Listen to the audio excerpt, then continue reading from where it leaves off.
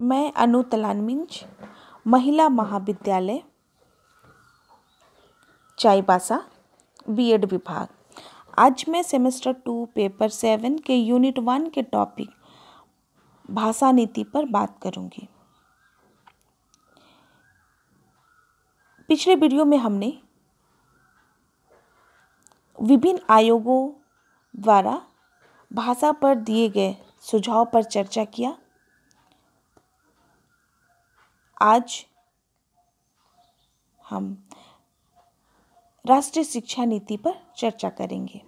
स्वतंत्रता के पश्चात गठित कोठारी आयोग ने राष्ट्रीय शिक्षा नीति के निर्माण की आवश्यकता पर जोर दिया था, जिसके फलस्वरूप भारत सरकार ने 1968 में प्रथम राष्ट्रीय शिक्षा नीति की घोषणा की थी।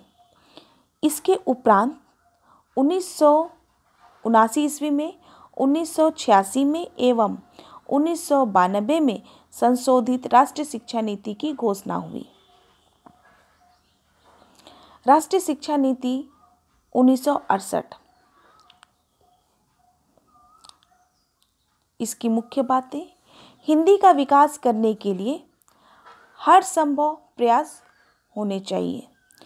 हिंदी को संपर्क की भाषा के रूप में विकास करते समय भारत के मिश्रित संस्कृति के सभी तत्वों को अभिव्यक्त का माध्यम बनने में समर्थ हो सके, इसका ध्यान रखना चाहिए। अहिंदी भाषी राज्य में उच्च शिक्षा के साधन के रूप में ऐसे कॉलेज एवं अन्य संस्थाओं की स्थापना पर जोर देना चाहिए और प्रोत्साहित करना चाहिए, जो माध्यम के रूप में हिंदी का प्रयोग करते हैं। हिंदी का विकास करना हर संभव होना चाहिए।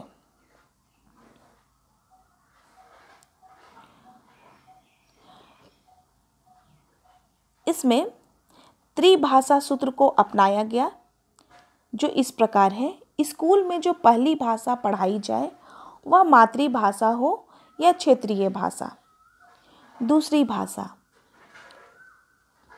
हिंदी भाषी राज्यों में दूसरी भाषा कोई भी अन्य आधुनिक भाषा हो या अंग्रेजी।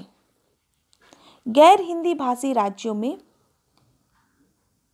हिंदी या अंग्रेजी। तीसरी भाषा के रूप में हिंदी भाषी राज्यों में अंग्रेजी होगी या एक आधुनिक भारतीय भाषा जो दूसरी भाषा के रूप में नहीं पढ़ी जा रही हो। अर्थात यदि हिंदी भाषी राज्य में दूसरी भाषा के रूप में एक आधुनिक भारतीय भाषा पढ़ी जा रही है तो तीसरी भाषा अंग्रेजी होगी। यदि दूसरी भाषा अंग्रेजी के रूप में पढ़ी जा रही है तो तीसरी भाषा एक आधुनिक भारतीय भाषा होगी। और इसी प्रकार गैर हिंदी भाषी राज्यों में तीसरी भाषा अंग्रेजी होगी या एक आधुनिक भारतीय भाषा जो दूसरी भाषा के रूप में नहीं पढ़ी जा रही हो। अर्थात हिंदी भाषी राज्यों में हिंदी, अंग्रेजी और एक आधुनिक भारतीय भाषा पढ़ी जाएगी, और अहिंदी भाषी राज्यों में क्षेत्रीय भाषा या मातृभाषा, अंग्रेजी और हिंदी। इस प्रकार 3 भाषा पढ़ना अनिवार्य होगा। राष्ट्रीय शिक्षा नीति 1986।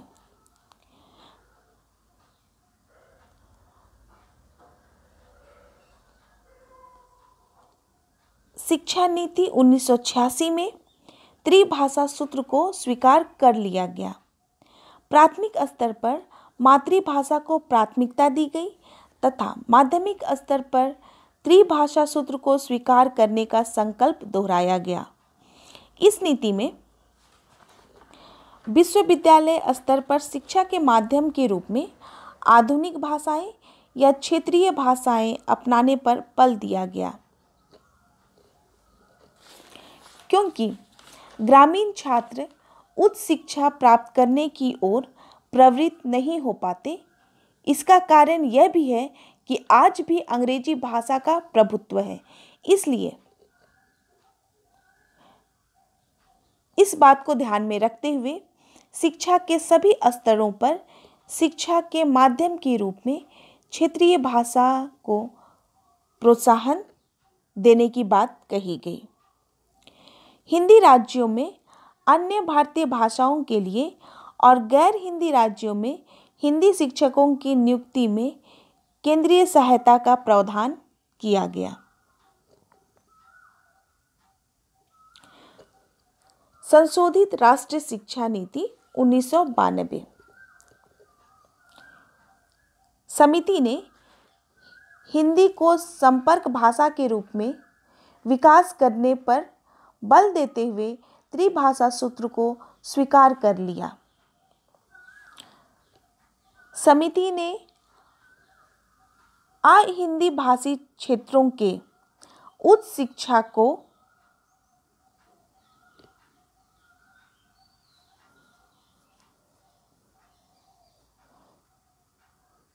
शिक्षा में हिंदी को विशेष प्रोत्साहन देने की बात कही। समिति ने यह भी कहा कि राज्य सरकार माध्यमिक स्तर पर त्रिभाषा सूत्र प्रभावपूर्ण तरीके से लागू करे तथा अंतर्राष्ट्रीय भाषाओं के अध्ययन को स्वीकार करने की आवश्यकता को स्पष्ट किया।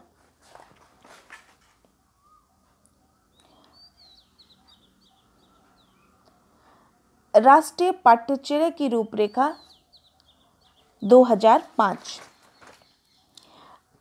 राष्ट्रीय पाठ्यचर्या की रूपरेखा 2005 के अनुसार बच्चों में भाषा सीखने की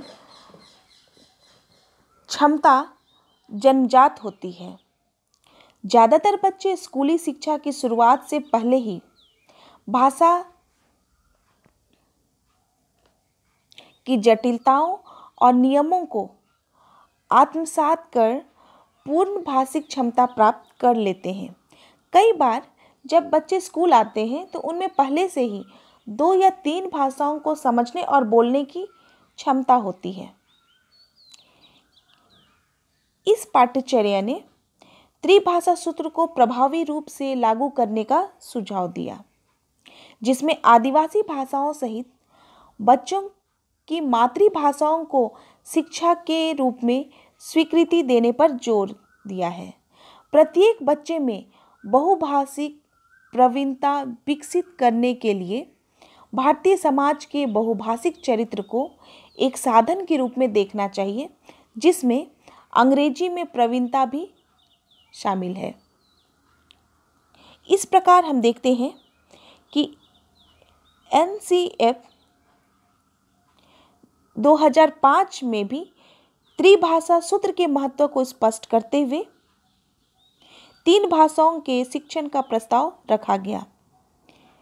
NCF 2005 राजनीतिक संप्रेषण व संयोजन की दृष्टि से ही त्रिभाषा सूत्र का समर्थन नहीं करता, बल्कि बहुभाषिकता के संरक्षण तथा बच्चों के संज्ञानात्मक व शैक्षिक विकास में लाभकारी मानता है।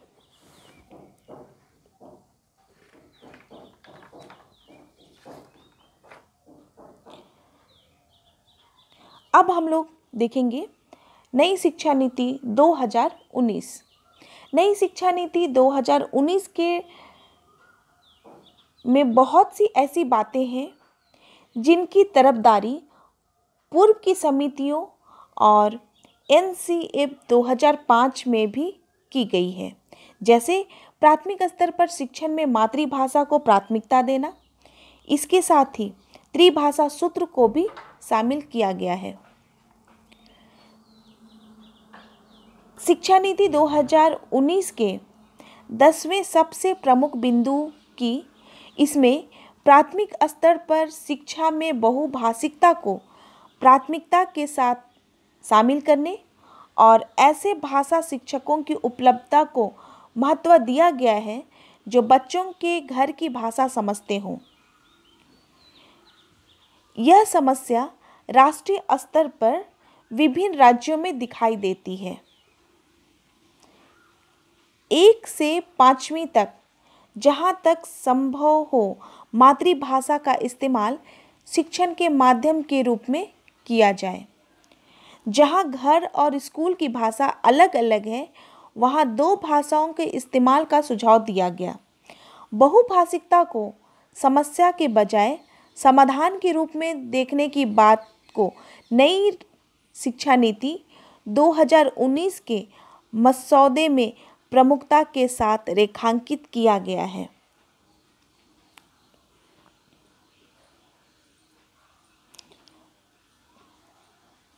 धन्यवाद।